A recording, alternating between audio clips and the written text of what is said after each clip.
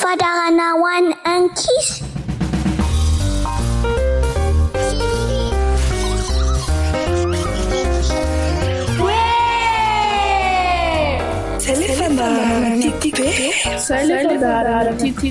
Ianarana soratra masina. Izaratra pako fa diay atamata. Diay Andriamanitra.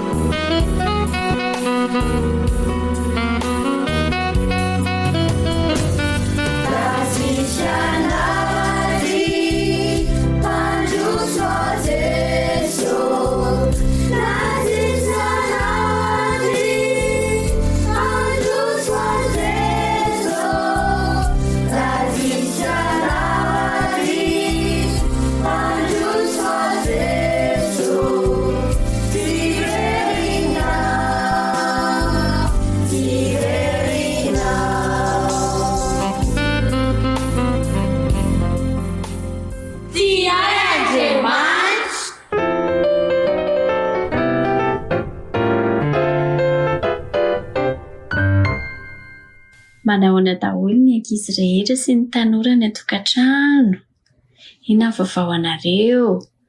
Salama tsara ve nareo? Farany androany sahady anie ny kilasin'ny batisa ho an'ny ankizy sy ny tanora e. Vetivety io. Lesona fa 20 sahady sika.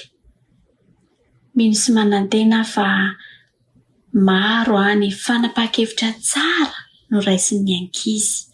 Ary mino fa maro taminareo no nandray fanapahan-kevitra ho atao batisa mba andraisana ny famonjena. Androany no lesona mahafinaritra indrindra hoeno itsika.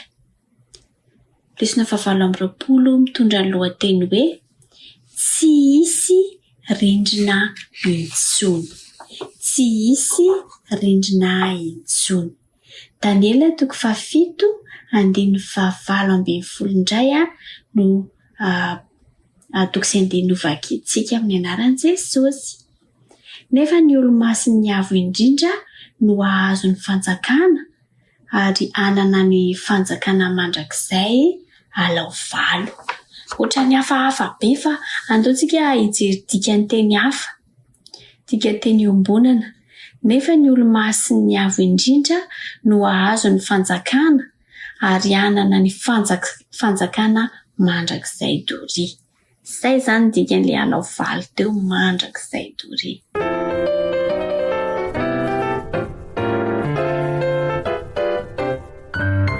Tantara hatrany no enoitsika tantara any Alexa sy Dada. Indray andro dia nandeha nitsangatsangana, nandeha tongotra i Dada sy Alexa. Efa reraka izy mirahalahy, izy mianaka reto. Mipetraka teo ambany aloky ny hazo maitso mavana izay izy. Dia mipetraka teo. Le arerahan'izy mianaka moa zany dia sady arerahana misy hafaliana ihany satria nankafy ny zavaboarin'Andriamanitra izy ireo nandritra ny fotoana izay nandehanany. Sady Nijerijery andreo biby izay nisy tato anatin'ity valan-javaboary ity. Nandeha tany anaty zoo zany, efa nijery zoo ve nareo? Ina daholo ny biby hitanareo tany? Ie, maro dia maro ny biby hitany anaty zoo na valan-javaboary. Ty valan-javaboary nandehanan'izy mianaka ity dia somary misy havoana kely dia misy lemaka kely dia misy miakatra kely indray dia midina kely. Dia izy mianaka avy ery ambony tendrombohitra ery no mipetraka teo amin'ilay havoana kely.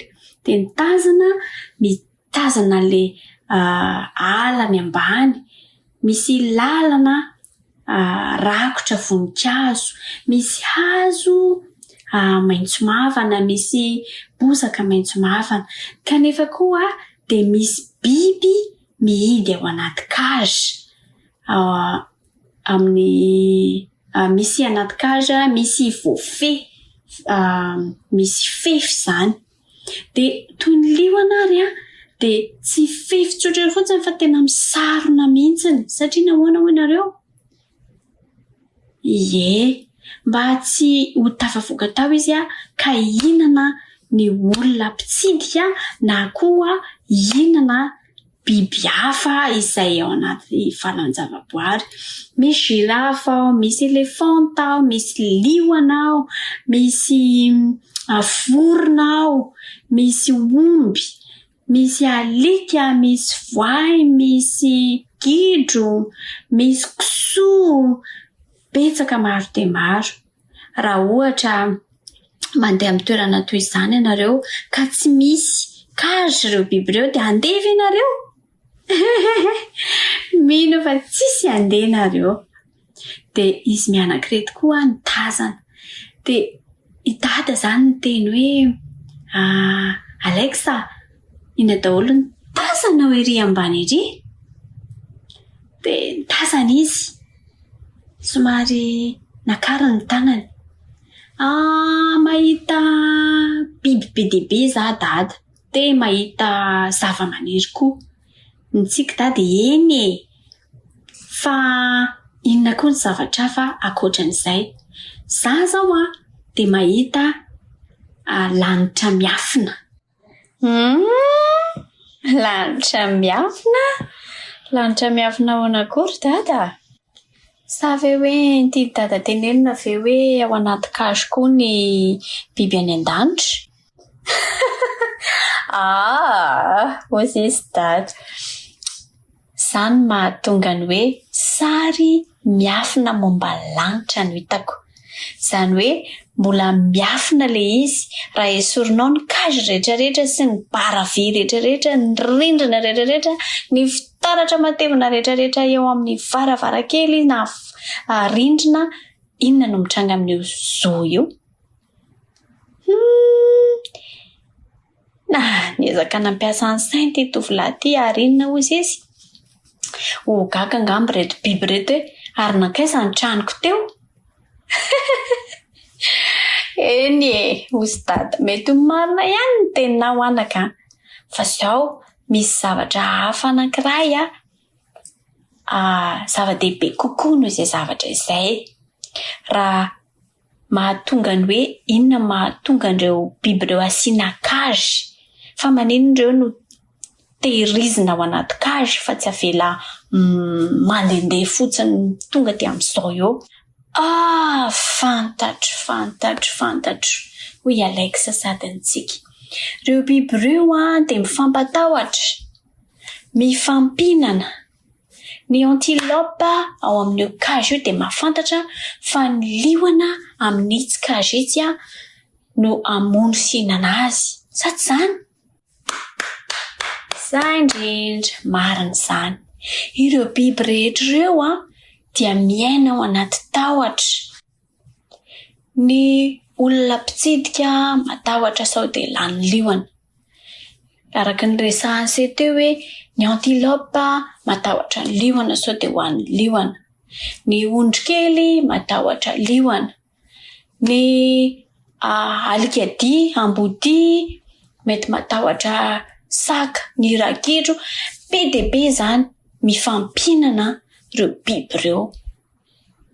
Dia izay ny antom-pisian'ny rindrina na ny cage. Fa any an-danitra tsy misy an'izany, tsy misy mihaza sy mamono na inona na inona. Tsy mila rindrina, tsy mila tranomborona, tsy mila vy, tsy mila ninina. Fa ahoana?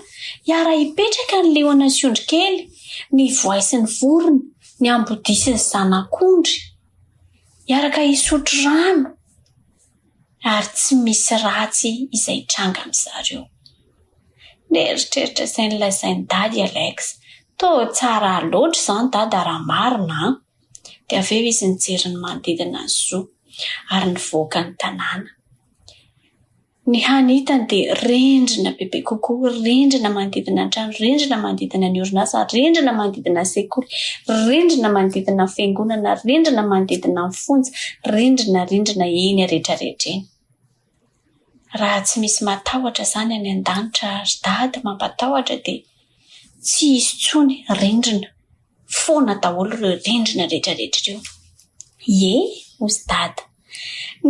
Sady nanany any dady, ny antokana ilany se rindrina angamba dia hoe mila anatonana sary eo amin'ilay rindrina. Dia izay ihany. Teny meme izy mianaka.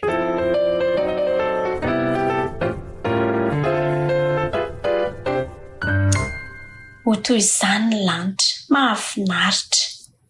Tsandroko ery, tsandroko ny hatongavan'i Jesosy.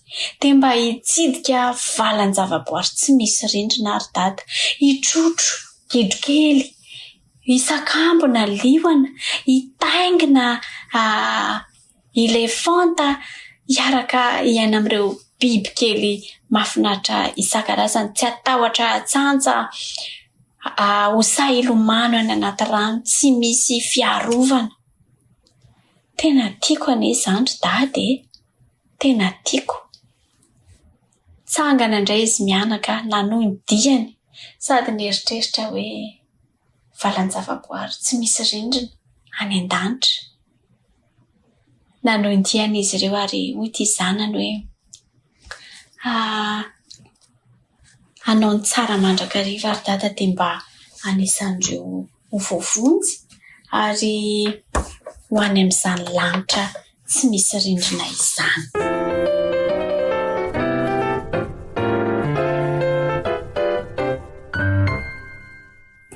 Tsarovy rankizy ny lesona izay efa nianarantsika talohan'ny androany. Inona daholo ny lesona tadidinareo? Rehefa tonga Jesosy dia tsangana ny maty ao aminy, ary ireo mbola velona ao aminy sy maty tao aminy ka nitsangana dia ho vaina ao anatin'iray mpimaso. Dia hiakatra any an-danitra, dia hipetraka hiaraka amin'i Jesosy mandritry ny arivo taona, dia hitsara hijery ny fitsarana nataon'i Jesosy, hijery ny boky ary ahita fa marin'Andriamanitra, tsara Andriamanitra, be fitiavan'Andriamanitra.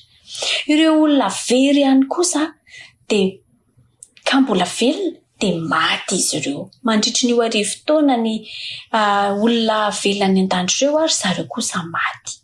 Satana tsy maty fa hijanona eto itsika ary ho toy ny lavaka tsy hitanohanoha ho an'ny Satana ity tany ity. Hanenina izy ny amin'ny ratsy vitany. Fa rehefa tapitra kosa ny arivo taona dia ho atsangana ireo ratsy fanahy rehetrarehetra ireo. Iny indray Satana fa velom-bolo ary taonan'izy ireo hanafika ny lanitra sy hanafika an'ireto olom-bovonjy reto. Dia ilay tanàna masina Jerosalema andeha ho tifirina izy ireo. Fa inona ny tranga? Isy lafo milatsaka fa ny an-danitra andevina any Satana sy ireo ratsy fanahy. Ary ity Jerosalema vaovao dia hidina etỳ an-tany ka ataon'Andriamanitra ho fonenan'ireo olona rehetra izay voavitra mandrakizay. Amin'ny teny Hebreo ny teny hoe Jerosalema dia midika hoe tanàna ny fiadanana.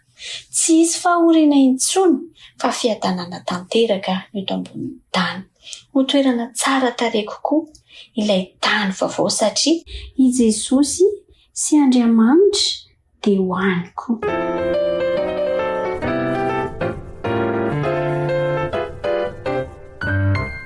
Hifarana ny fifanandrinana lehibe ka tsy hisy fahotana na mpanota intsony tavela ety ambonin'ny tany.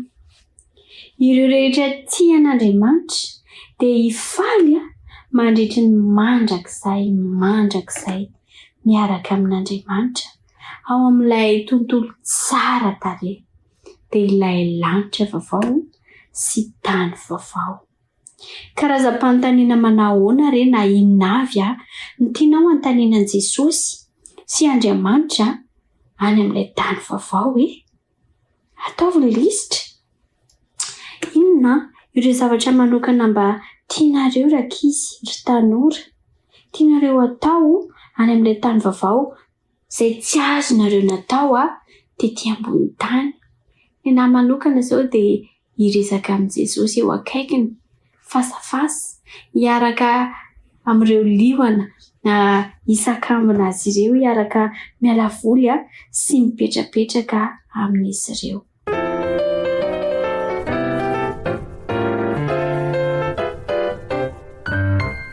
Tena tsy androko an'izy hahatongavan'i Jesosy tadidio koa nefa ry ankizy malala ry tanora malala fa ny fiavian'i Jesosy fandromy dia mila fiomanana, mila fahavononana. Efa vonona ve ianareo? Efa mily ve ianareo? Efa matoky ve ianareo fa ao anatin'ny boky ny fiainana ny anaranareo? Efa voafafa any anatin'ilay boky ny fahafatesana. Inona moa no atao mba hahatonga an'izany anarantsika izany ho voasoratra ao anatin'ny boky ny fiainana? Tsy misy afa-tsy tokana. Izay mino sy atao batisa no vonjena. Izay tsy mety mino kosa dia hoelohana. Mino inona ary? Ny anarantsika nandritra izay lesona 7 izay. Fa raha fehezina dia hoe mino an'i Jesosy Kristy Tompo ho mpamonjy anao ary maneho an'izany amin'ny mpabe-maso amin'ny alalan'ny batisa. Mino sy manantena fa raha mbola tsy nandray fanapa-kevitra nareo tany aloha dia handray fanapa-kevitra kosa nareo androany. Ary mino fa hosoratana ary voasoratra ao anatin'ny boky ny fiainana ny anaran'ny ankizy rehetra miaino sy ireo tanora rehetra nanaraka izao lesona izao. Dia toy izany ihany koa ny an'ireo mpampianatra miaino sy ireo mpampianatra nitondra n'izao lesona izao. Maniry aho raha mba hitondram-bavaka antsika androany amin'ity lesona farany ity. Tsy nihaona mihitsy isika fa niaino ny feonay fotsiny ianareo fa ny fandrinay dia indray androany raha tonga Jesosy dia hiaino dia hifankahita isika ary hifamihana ho faly ho feno fiadanana. Hiaraka hivavaka ary isika.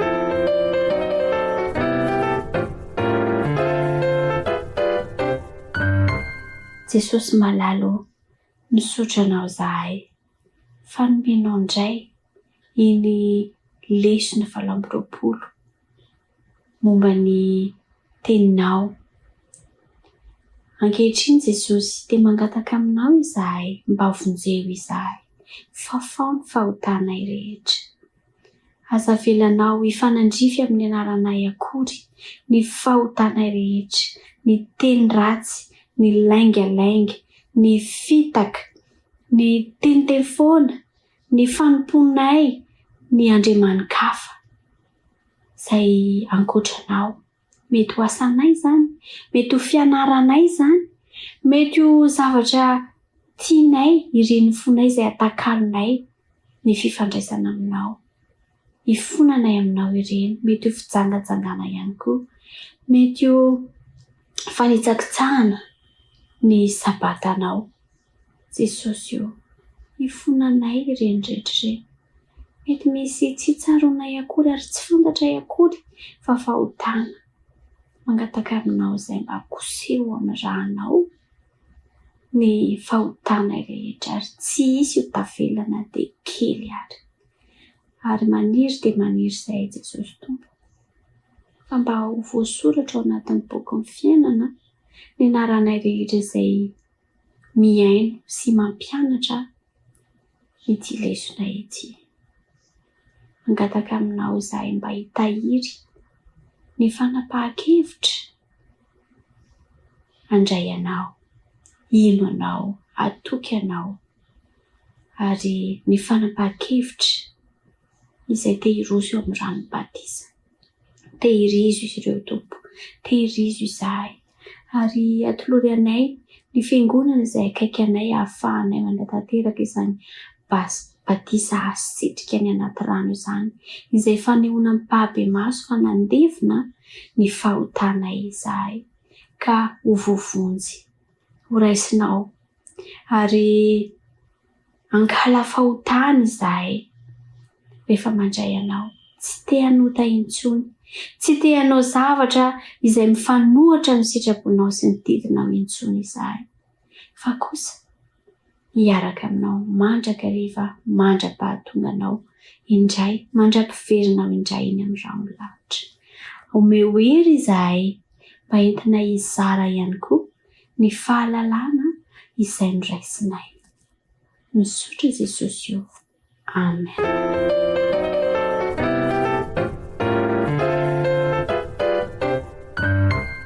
Faly miarahaba ny mpiaino ny radio Hopefy rehetra na ny Hope for you. Mangasitraka anareo ny aino hatramin'ny farany ny lesona 7 isa kilasy batisa ho an'ny ankizy sy ny tanora izay nitondra ny lohateny hoe Tia Andriamanitra. Ny sorsa moa izany dia afaka jerentsika ao amin'ny Children Ministry General Conference Seventh Day Adventist.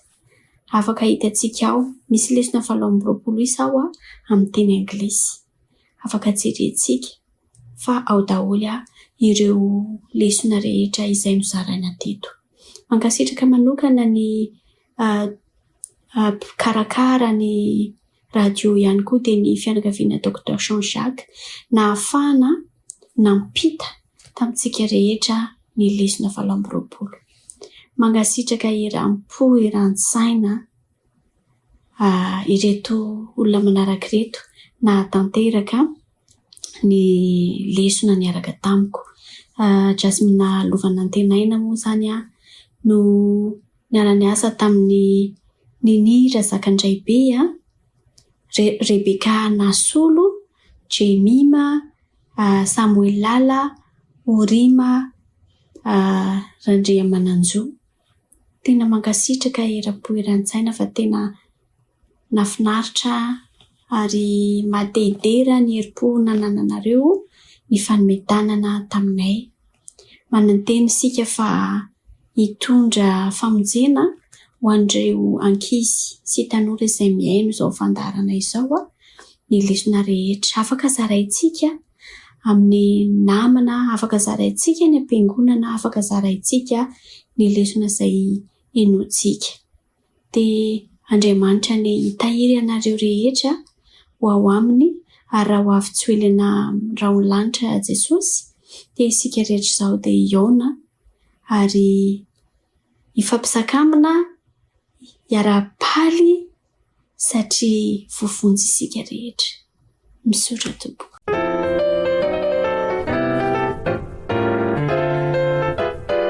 Na hainao teo Fadarana ho an'ny ankizy. Tia Andriamanitra.